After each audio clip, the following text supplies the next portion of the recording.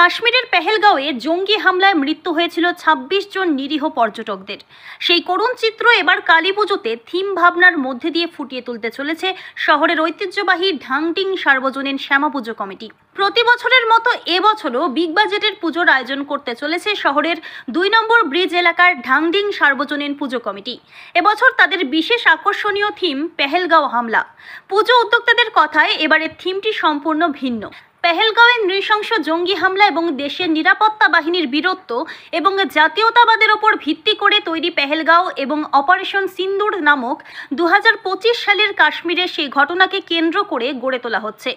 জলপাইগুড়ি টেকাটুলির উমেশ্বর বর্মন মূর্তি গড়ে তুলবেন, পাশাপাশি ময়নাগুড়ির শিল্পীরা থিম ভাবনাকে ফুটিয়ে তুলবেন।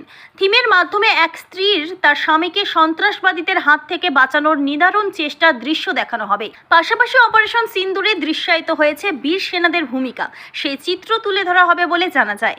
ঢাংডিং সার্বজনীন পুজো কমিটির উদ্যোক্তা প্রেম কুমার সরকার বলেন, এবছর আমাদের ৫৭তম বর্ষের শ্যামা পুজো। প্রতি বছর আমরা থিম ভাবনার মধ্য দিয়ে পুজোর আয়োজন করে থাকি, তাই এবারও পেহেলগাঁওয়ের জঙ্গি হামলা এবং অপারেশন সিন্দুর থিম ভাবনা গড়ে তোলা হচ্ছে।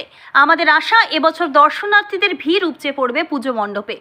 এবার আমাদের শ্যামা পূজা হচ্ছে ধূপগুড়ি ঢাংডিং ক্লাবের ৫৭তম পূজা এবং আমাদের যে কাশ্মীরে পেহেলগাঁও যে আক্রমণ করেছিল পাকিস্তানি জঙ্গিবাদীরা, সেই জিনিসটা এখানে পুতুলের মাধ্যমে তুলে ধরা হবে।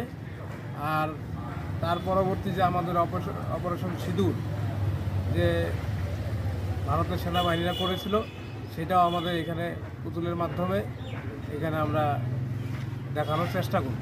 এটা আমাদের দেশে বিশাল একটা বড় আতঙ্কবাদী হামলা হয়েছিল, এটা সারা ভারতবর্ষের লোকই জানে।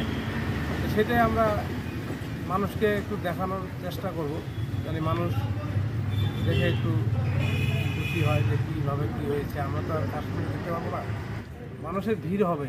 এই জিনিসটা আমরা এর আগে দেখেছিলাম যে কলকাতা দুর্গাপূজার সময় মানুষের জায়গা দিতে পারে নাই।